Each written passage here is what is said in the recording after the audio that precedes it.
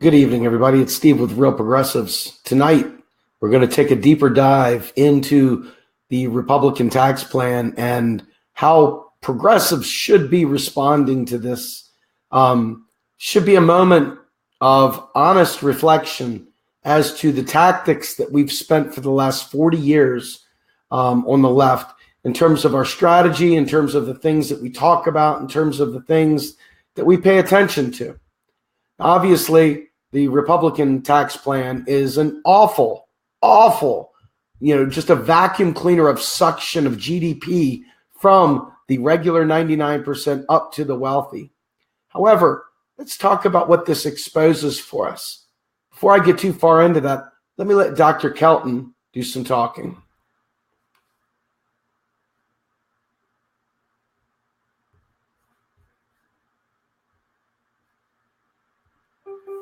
Washington has for many years talked about reducing deficits. What this tax bill does is say, actually, it's okay to add as much as $1.5 trillion to our deficits over the next 10 years, provided that we're doing something that's fundamentally good for the economy.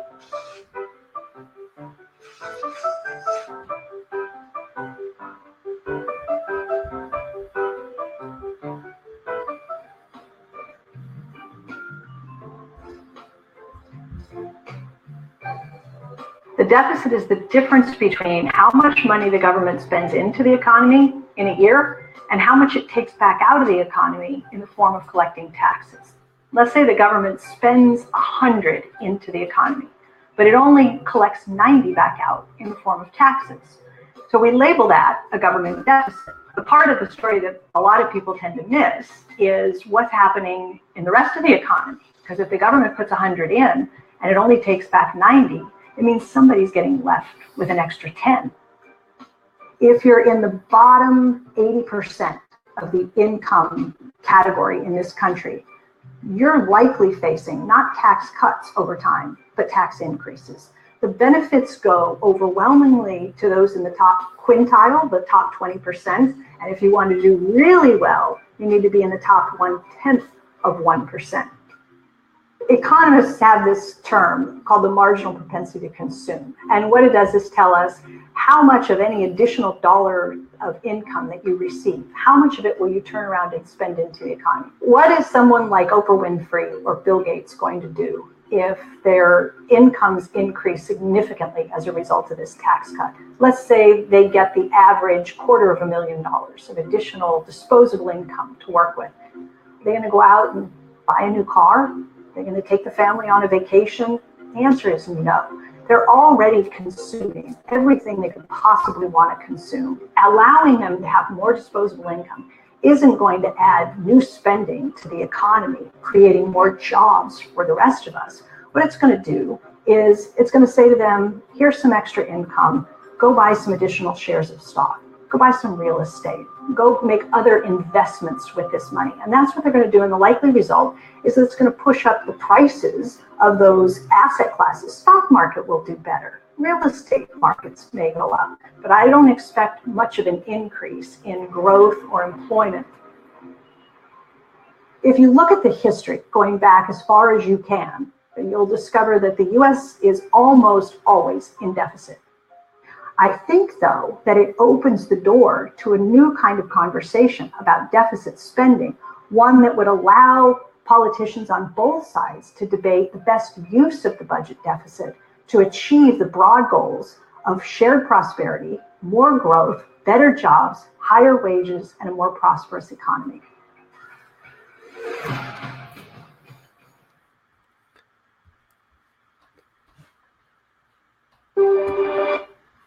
So, folks, this right here, that right there was a wonderful, very quick hit explanation of not only why the Republican tax bill isn't going to help anyone, has nothing to do with paying for things. Do you understand this?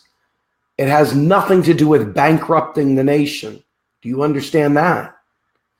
Has nothing to do with making anything bad happen to the country other than, and this is a big deal, other than take away policy space that we would have if that deficit spending was done on the 99%. The people that really, really need that deficit spending are not receiving any of the benefits from it. What will happen is the rentier class, the investor class, the wealthy in this country will not create new jobs, as she said. They'll invest it into Wall Street yet again. He drained the swamp. Sounds like he filled it back up with some more sludge and some more cretins and some more bourgeoisie. Okay, so here's what we've got. We've got a situation where our movement has to demand better. It has to understand these things. Okay, now I've spent the better part of 2 days talking with people about this tax bill and about the fact that deficits are our friend when they're spent on the 99%. I'm going to show you this real quick. This right here, this GIF, this image, this right here should scare the bejesus out of you. This right here is an image of five-figure student loan debt that children are bringing along with them. And they're carrying this back home to mom and pop, saying, please give me a place to stay, mom and pop. I can't go it alone. I can't afford to live because my student loans are through the roof. And there is no realistic way for me to survive.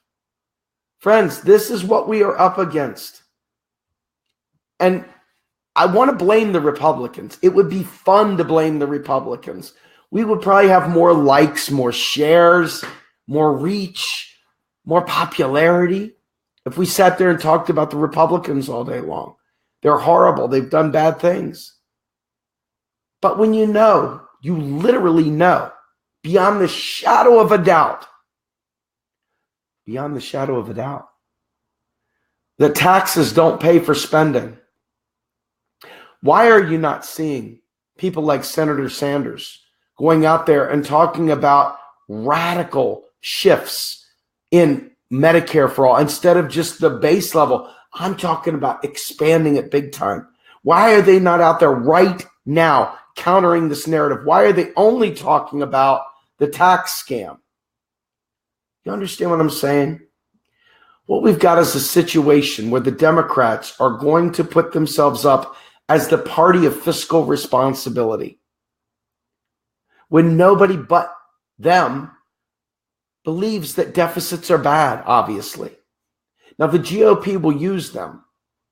They will use them all day long to attempt to carve away and destroy the social safety nets.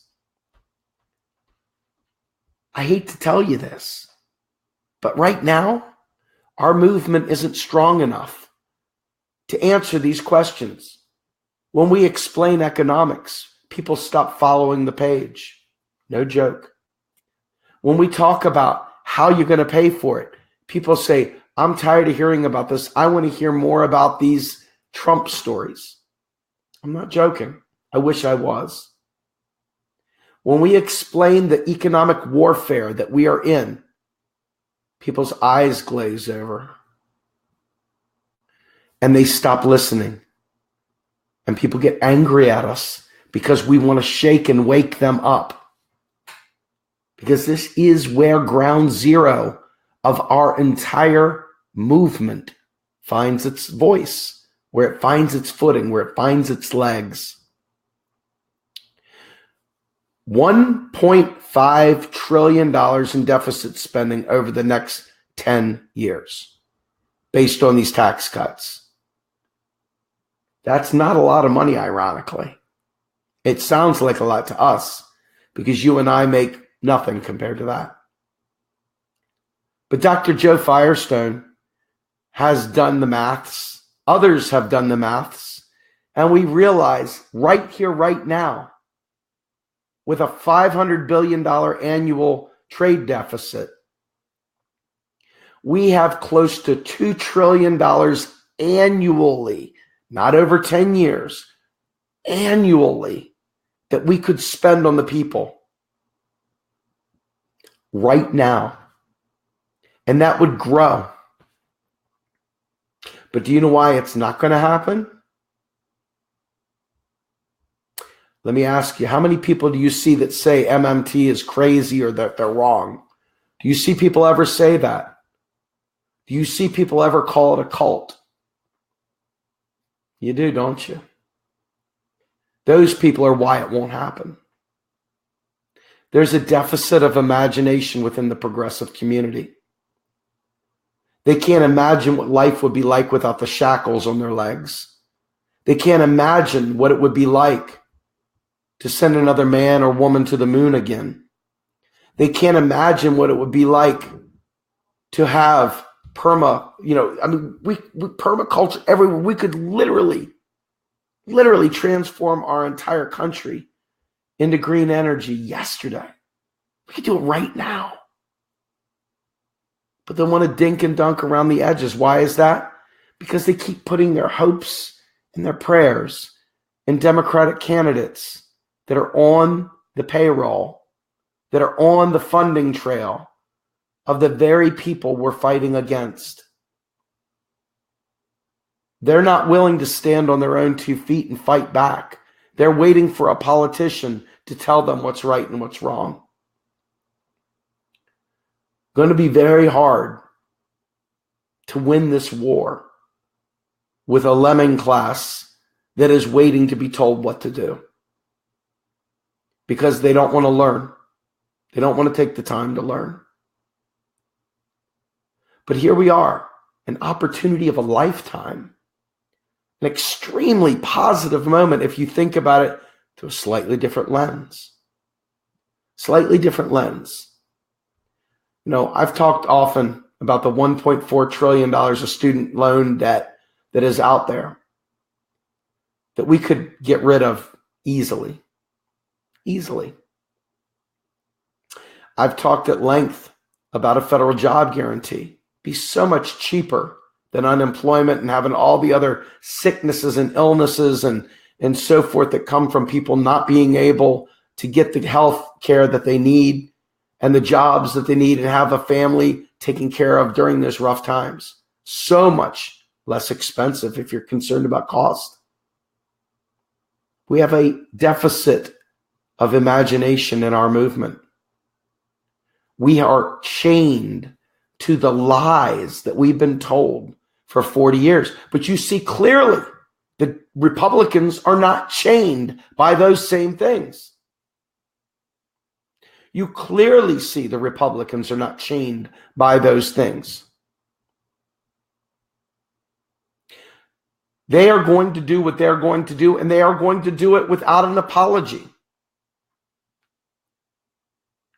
Why are progressives afraid to speak boldly about a New Deal? Why don't you see it come out of their mouths every single day? Why is that not the focus of our movement every single day? I'm going to put this up here real quick. It's a little bit hard to see, but the bottom line is that at no point in time will this tax cut harm our ability to serve the people. They're not taken from it. Bottom line is we are still fully capable of doing incredible things with or without this tax scam going on. And I want to flash this up here real quickly too. I think this is an important one. All deficits are net contribution to the rest of the economy in money terms. Not all deficits make a desirable contribution to the rest of the economy. This bill is trash, and there are zero dissidents among scholarly MMT economists. You understand that? I mean, I want you to see that clearly. There's not one MMTer supporting the Trump tax bill. Not one. Not one. So why do you suppose we can't get out of our own way? I think that part of the problem is we can't imagine what prosperity would look like. We can't imagine what it would look like to be unapologetic.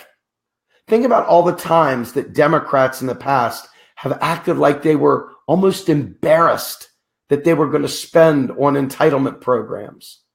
Instead of entitlement programs, why do we keep playing this welfare game? Why don't we make citizens benefits? I'm done waiting till I'm destitute for the government to step in. Why don't we make that part of a living right of citizenship, of being here in this country? Make it matter. Hell, why not make it available for people that are new to the country? I don't care. They contribute to the economy as well, do they not? But every time we sit there and we take a step back and we lick our wounds and we act embarrassed or apologetic that we're asking for big things. You've seen it with Obama when he pulled single payer off the table and went straight for this bullshit ACA. You have seen it every step along the way. The Democrats push us to private solutions just like the Republicans. The difference is the Republicans are like, well, we don't want to force you. We'll just let mayhem occur. Democrats are like, well, we're going to force you to a private solution. And what does that do for us? Think about this. There's no reason for this. When Bernie Sanders and Hillary Clinton debated, Vote Blues laughed in his face. They laughed in his face. And it was a nonstop shit show of how are you going to pay for it? There wasn't any issue at all about us saying that we don't agree with ending fracking. Most of us all agree to end fracking. The problem was, how are you going to pay to subsidize going to green energy? How are you going to pay for all these great plans for free college? How are you going to pay, Bernie? How are you going to pay for an infrastructure bill? Where's that $33 trillion coming from over 10 years, Bernie? $33 trillion over 10 years. I'll tell you where. Deficit spending. It was always deficit spending. Bernie didn't use the words MMT.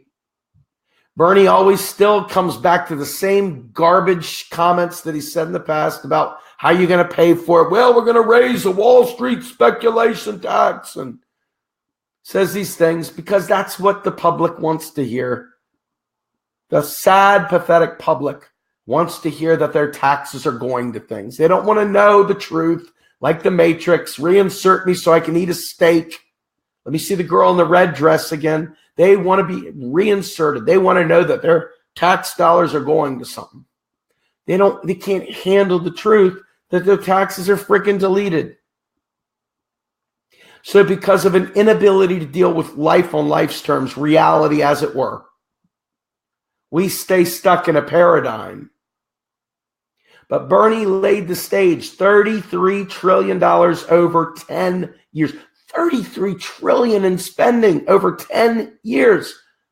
That's $3.3 trillion a year. Now, he only offset that with $19 trillion in taxes.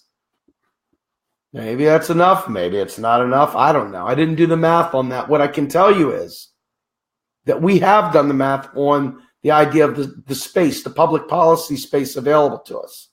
And it's over $2 trillion a year. So as the GOP goes out there and slashes taxes, who is the progressive out there painting you a bold vision of a progressive world? I'll tell you what I hear. I hear a whole lot of Mick resistance. That's what I hear. A whole lot of Mick resistance. Nobody has the courage of conviction because they refuse. Folks, my friends, They literally refuse to learn economics. They refuse to take the ball and run with it. They refuse to paint this bold, progressive future that our children could inherit. Folks, that should bother the living shit out of every one of you. And let me tell you something else that's very disturbing. Why doesn't Lee Camp have Stephanie Kelton on his show? Why does he keep going back to the well with Richard Wolff, people like that? I mean, no offense to Richard Wolff, but Richard Wolff's talking about some system that doesn't exist today. Stephanie Kelton is a technician of what's in place today to help us today, to win today. Why is he not bringing her on his show? How about Jimmy Dore? He has another 5-part series with Richard Wolff. Is Richard Wolff the sweetheart talker?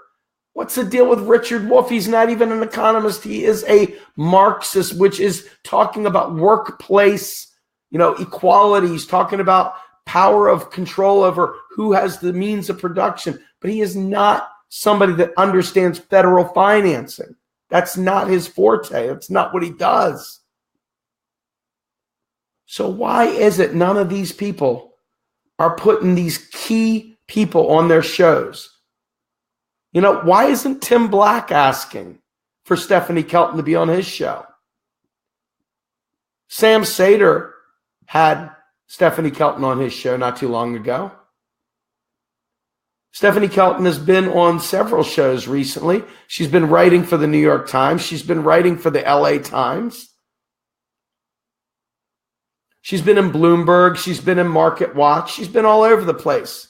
But why is it that the progressive alt media is ignoring her? Why is it that the progressive media is blocking it out? Why is that? Do they not understand? Do they not care? Does it violate something inside them to be effective in the situations we have before us today? We have written them. Many of us have written them. We've gone and tweeted them. We've sent emails to them. People have tried to communicate with them. They've called in their shows. They've written. They've done all kinds of stuff. No one will get an MMT economist on their show. Why is that? Why is that? Why the blackout? Why the fear and ignorance? Why don't you see these journalists writing? Let me tell you, there was an article in Jacobin magazine. I about lost my brain just the other day. It came out, maybe it was even today. We posted it earlier. Talking about MMT. I was blown away. Jacobin, way to go. See, MMT is not some system that has to be implemented. It describes in great detail the system we have today and how we can use it. So why is it that our progressive alternative media has chosen to ignore this? It's infuriating to me. So we go back to the well and we cover up what they refuse to cover. We have to go back to the well over and over again to cover what they refuse to cover. Folks, your lives are dependent on this information spreading throughout the country, spreading to these media outlets, getting it in front of congressmen, getting it in front of the president, getting it in front of your school board, in front of all the senators, congressmen, town halls, whatever. I'll tell you something. This is a brutal pill to swallow for me. The national debt is nothing but a bunch of savings accounts. That's it. It's not new money printed. It's people with existing US dollars socking them in a savings account, saying earning a small interest on it. That's it. That's it. But yet they can make you friggin' lose your lunch and deny everyone in the country health care, deny everyone in the country college, deny everyone in the country a job guarantee because you're afraid of the national debt. Now look, pretend like this is a ledger, and here's half of the page right here. On one side of the ledger is assets. The other side is liabilities. One side is in deficit, the other side is in surplus. If the federal government that creates the money is in deficit, guess who is in surplus? Bam, us, we. Now, if they do it, tax cuts for the wealthy, guess where that surplus in the private sector goes? To the wealthy, to the Wall Street class. But if we have a new deal, a Green New Deal, and we deficit spend on the people, where does that money go to, my friends? To us. Our families prosper.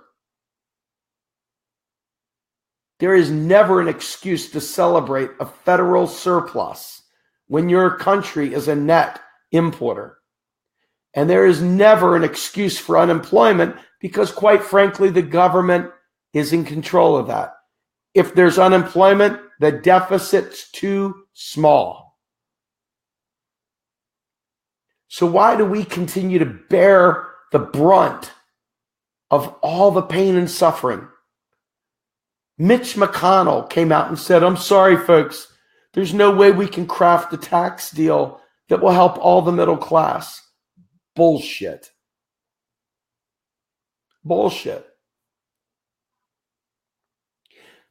We refuse. I'm not joking. I spend more time amongst our people. I can't even talk about the Republicans. I can't even get into a good fight with the Republicans. Why is that? Our own people spend more time talking about the fucking Rothschilds, talking about stupid, ignorant stuff that literally prevents us from being able to have a new deal. Now, if we could get our side of the street clean, we could start attacking those who are not on our team. And by the way, once you understand how this game works, how federal financing really works, you might be surprised at what the new battle lines are. You might be surprised who the new teammates are. You might be shocked that the whole left-right paradigm went out the window and it really is the 99% suddenly. How would that feel to suddenly have the 99%, including the moderately well-to-do? You know those rich bastards that make $500,000 a year. You know those guys? Not the mega millionaires, just the regular people that maybe made a little bit more, had their heads 1 or 2 inches above the pig slop. Down to the people who are living under a bridge in a cardboard box. Imagine if we all were able to friggin' stand up in truth and fight back. But no, somebody's got to go, the Federal Reserve's a private bank. And, yeah, I don't know what that has to do with anything, but damn it, that's the problem. No, the problem is a lack of fiscal spending on the people, which pushes us to have to borrow money. When the government doesn't spend on the people, we're left to do one of two things: steal or fucking go in private debt. You hear those old stories every campaign. Well, I got 3 jobs. I'm working first shift, second shift, third shift, and then I sleep in between on the ride there. These glory stories of carrying a bag of ice 50 flights to earn your existence. Well, creates character, my friend. That creates character. That's all about integrity. Full of integrity, my friends. Full of it. So I'm going to show you something else here real quick. And I think this is kind of interesting because I think that you all should see this firsthand. Let's see what Dr. Kelton says. She said that's exactly how all government spending is financed. A keyboard at the New York Fed, spending by hitting print and taxing by hitting delete. We tax in order to prevent the spending from causing an inflation problem. Folks, this is our wake-up call, right? Please tell me. Yes, yes, yes. Are we getting there? Sparks firing? We're not going to get there waiting for Bernie Sanders to say it for you. It's not going to happen that way. And if you're one of those people that has to have the party tell you it happens this way, well, we're all going to die before that happens. Congratulations. You're a murderer. This right here requires a grassroots movement. Now, Dr. Joe Firestone has put together a letter, a form letter. This form letter is currently in draft status, but it directly addresses the debt ceiling. And since we can't seem to get people to understand that the national debt is nothing to be worried about whatsoever, this provides a perfectly legitimate, sadly, buying into some of the gibberish that you people oftentimes will hear and repeat about the national debt, but it provides a pathway to literally pay off the debt and give us a new deal. Give us the kind of spending that we need and not have to deal with the debt ceiling. We're going to be putting a push forward to get you guys to use these form letters, to send to your Congress critters, to send to your senators. It's going to be of the utmost importance that we get in front of people so that they understand. But folks, this is it. You have a choice. You could be like half the people out there that I see crying in their milk over the GOP doing this stuff, or you can look at it as a blessing. The GOP proved once and for all that all their lying about worrying about the national debt, all their lying about worrying about deficits is just that. It's an effing lie. So when you see that, what are you going to do now? Really, I mean, what are you going to do? Here, look at this. See if this makes any sense to you too. No Tea Party reaction to this bill proves what we already knew, always knew. It wasn't about deficits and spending. It's about having a black president. Never take any conservative positions seriously. They're lying. Well, I'll tell you right now, Obama was a neoliberal pile of shit. But that said, whenever deficit spending came up, the Tea Party was out there waving their hands. Do you all remember the stimulus plan? I tell you, I was on a team that wrote a $100 million grant request for the state of Pennsylvania. I was through a company called Lyric Communications, and we responded to the broadband electrification initiative. And it was an opportunity to provide high-speed data to the lower anthracite region, an underserved area of Pennsylvania, coal mining area that's very, very, it's beaten down. And it's probably not a very cost-effective place to put high-speed data. But we were going to lay 800 miles of fiber. We're going to provide hundreds and hundreds of jobs. And we got through the first round of the bidding. We got 100% on our grant request score. Then we went through the second round, got 100% again. And then the third round, it got canceled because the Tea Party said no more federal spending. Folks, this is the height of idiocy. The height of idiocy. Now, here we are again, all this way down the road. Which candidates do you have that you can support that are pushing for a New Deal? I'll tell you what I see, and this is no joke. You can say what you want. I see a lot of people talking about dem enter, dem exit.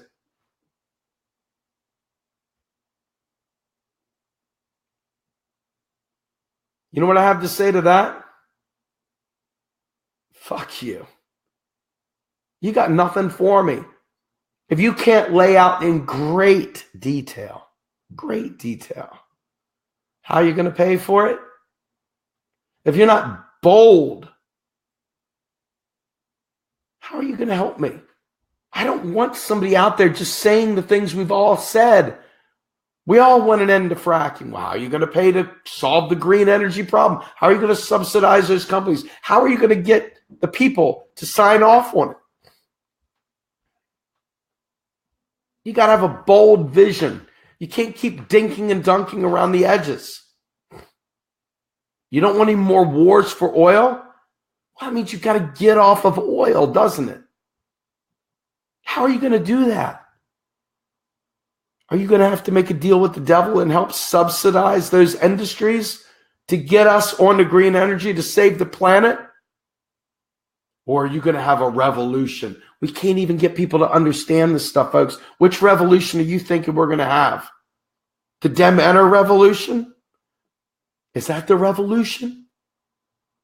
Or the dem exit, where we're all sitting there in a little group and we're saying, well, I want a cashless society. I'm not helping out with that MMT thing. I only believe in a cashless society. That's helpful. Not. That's the kind of shit. That's our allies, baby. Whoop, whoop. That's who you're relying on. I want a cashless society. I don't want any talk of this, how to pay for a Green New Deal. Useless as a wet piece of used toilet paper. No stutter. We need people that are armed and ready to fight. We need people that are ready to fight. Folks, these guys are no joke. They mean what they're saying. They will keep pushing their plan. What's ours? Why do we not have Democrats, Greens that are fired up with this knowledge? Why are they too busy talking about conspiracy bullshit to save either of our lives, our kids' lives? How horrible is that? Our movement should be ashamed that these people are like this. How can we save our planet if they're chasing the boogeyman? What fractional reserve is paying for this tax hike? I mean, it's bullshit. It's time to end the lies and go for truth. It's time to stop lying.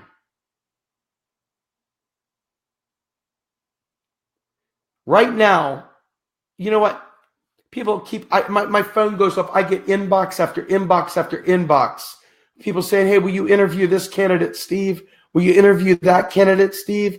And I'm like, if I interview them, I'm going to ask them very piercing economic questions. Are you sure you want your candidate on the stage with me? Because I'm not going to prop them up. I'm going to tear them up. If they don't know this stuff, I'm going to eat them for lunch. They need to know this. And it's not because I'm mean. It's because I want to win. I want success. And this is it. This is the time. This is it. What do we do? Are you content with yet another batch of progressives marching down the street saying the same stupid shit and getting nothing done? I'm done with that. Can't handle it. Cannot handle it anymore. You want to talk? Let's talk, but you better know how to pay for it. I am not going to prop up any more progressive candidates that are still peddling, even if they don't understand it, still peddling neoliberal economics. Why in God's name would I ever allow one of them 5 minutes of airtime? Why? Folks, we really need people that get it. That's why I'm a progressive, folks, because I want progress. I don't want it just a name only. I don't want to have a bunch of moral victories. I'm done having moral victories. Aren't you? Aren't you? I mean, seriously. I mean, look, let me show you this real quick. You know, I think to myself, here is an opportunity, a real serious opportunity. You know, that for whatever reason, we won't take it. But I've talked to you all about this many times. It's the Overton window. You see that? Do you all know what the Overton window is? The Overton window talks about what is available and what is not available. And, you know, what we can do in a given cycle. Now, when you don't understand this stuff, all you do is spend your time wringing your hands. That's all you do is spend your time wringing your hands about what you can't control. But I want to show you something. This right here is a video. And I'm hoping that you'll enjoy this. I'm really, really hoping that you'll enjoy this. Because this video right here is absolutely critical, in my opinion, to what we're trying to do. So here we go, friends.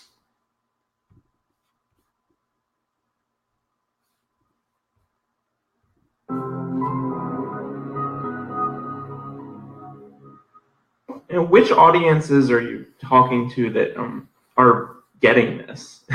Are there any particular like political leaders or key business leaders that this is starting to soak in with? So, you know, what's ironic is that the group that has been the most interested consistently and receptive to this, believe it or not, is the financial community. And if you think about it, it's not so surprising. I mean, this is a group of people who do best when the economy does well and the market is doing well. Okay, so I don't think it's that much of a surprise. It's also the community that placed a lot of bets that went very bad. So they looked at what the Fed was doing and said it's going to be inflationary. And they positioned themselves in terms of their financial bets for heightened inflation in the future, and it didn't happen. They saw the government deficits explode, and they said, oh, rising deficits mean higher interest rates. I'm going to make a bet on that, and it didn't happen. And just go on. They looked at what happened in Greece, and they said the U.S. is at risk of default, right? I'm going to bet on that, and it didn't happen. And so they discovered this school of thought and said, okay, these guys have consistently made contrarian calls and been right on these big things. Get them in here. And so, well, I'm not going to say because I think the cameras are rolling. I won't tell you who it was, but it's one of the biggest investment banks in the world. After I gave a very small private talk at the 21 Club in New York for a group of high-level finance types, I get the text message at 12:31 a.m. So-and-so wants to send a car for you at 8 in the morning. We want you here. So it's reached that level. Now with politicians, it's interesting because I've also gone to Washington and sat in the offices of some U.S. members of Congress, both the Senate and the House, and you sit and you go through some of this and you try to do it at a level that they can follow. And so you go through this and it takes a long time, and they look like they're in a fog. But then when the light bulb moment happens, the aha moment, you can spot it. You know exactly when it happens. And they typically, here's what happens. They clasp their hands and they say, I can't say that. I can't say that. So you can see it, right? They get the argument, they understand, and they can't say that, right? My answer is always the same. Well, you don't have to say it. I'm not saying you got to go out there and do what I'm doing, but it'd be nice if you voted as if you understood, right? That you don't need to raise taxes or cut spending in order to balance budgets, and this is the wrong goal. We ought to focus on macro outcomes, objectives, right? But the politics, you saw that opening. Where's John Kraychik? He's a PhD student in our program. That video that I opened with, he put that together in my macro theory class last fall, and it's terrific. It is so terrific. You don't run for office by not pandering to those fears, and so it's a real problem. But I do audiences, community groups. Everyone I do this for has been so positive. I mentioned in Overland Park today, there were 200 people there, and there was an outpouring at the end of it. People, and this is a conservative group, mind you, that is accustomed to thinking in terms of, my clients have savings, and that's good because I want to invest their money. So I like the idea very much that people don't spend everything that they save and pay down debt, because that's my bread and butter. And you go in and tell them, yeah, but it's not good if everyone does that. And they go, but they get it, and they had a very positive reaction. It's just that there are too few people doing it. What are some things that we as voters can do to educate our fellow constituents so that politicians aren't afraid to, when you talk to them about it, they said, oh, well, we can't talk about that, or we can't vote that way. How can we help convince other voters? Good thing. All the time. It's an excellent question. And, it was FDR who said, I can't do anything. You have to make me do something. That's how I feel. It does none of us any good, I think, to have me continually back and forth to DC. I think the pressure has to mount from the ground up. It's why we launched the blog now almost 6 years ago. It's why we're so active, some of us as faculty, in insane ways, using social media to attract attention. And it has worked it has worked surprisingly well, in the sense that we can get on Twitter now and say something and have the Wall Street Journal or the Financial Times or the folks at The Economist or Business Insider pick it up, write about it, call us on the phone. And the more that our stuff appears in their outlets, which are much bigger than ours, there's that network effect, and then it reaches new people. And I feel like it's going to take a lot of time, and the more people who are contributing, I know there are dedicated people all over the world starting their own little blogs and writing and trying to spread these ideas. But I think that ultimately we're going to have to reach a critical mass where somebody talks with some politician who says, yeah, we'd love to help, but we're out of money. And there are enough people in the room shouting them down and pointing at them saying, don't give me that nonsense. I know where. There you go, my friends. It's not China. So Bingo. Don't tell me you can't afford it. Tell me you don't want to spend on it. Tell me you don't believe in the increased spending on education. Tell me you don't believe in it. Tell me it's not part of your values, but don't tell me there's not enough money. So it's going to take a while to get there.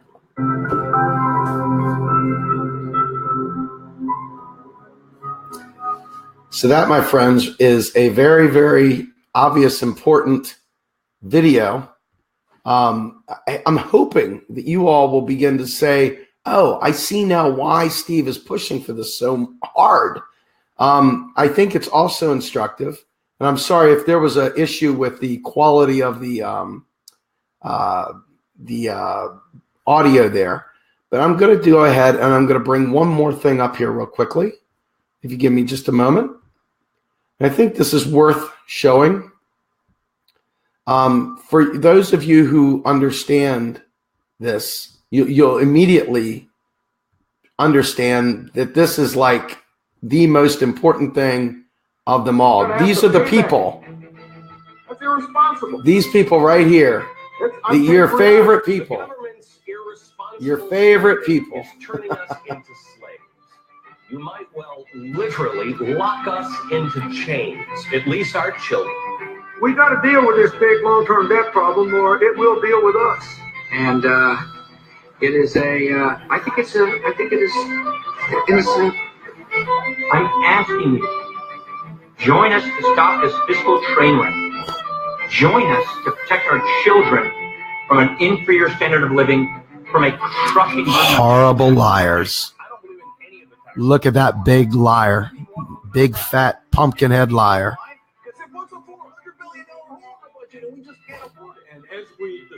Oh, no, Bernie. Which is clearly a major issue. For decades, Ronnie. we have piled deficit upon deficit, mortgaging our future and our children's future. The deficit thing is real, and the debt thing is real. What an idiot. Their need for comprehensive deficit reduction. The answer is not only yes, but hell yes. How about shut up, Harry? Over our head, a government that spends more money than it takes in. That's not sustainable. Shut up. You cannot cut taxes, Shut up. increase spending unless you can pay for it. The math of federal spending Shut up. does not add up. And we are spending money we do not have. Shut up. Shut up. That's crushing us. To me, this is more of a moral. Shut up. You can't steal from your kids. Just shut up. We think that You deficit just is shut up. Or at a moral level. National debt is America's biggest problem.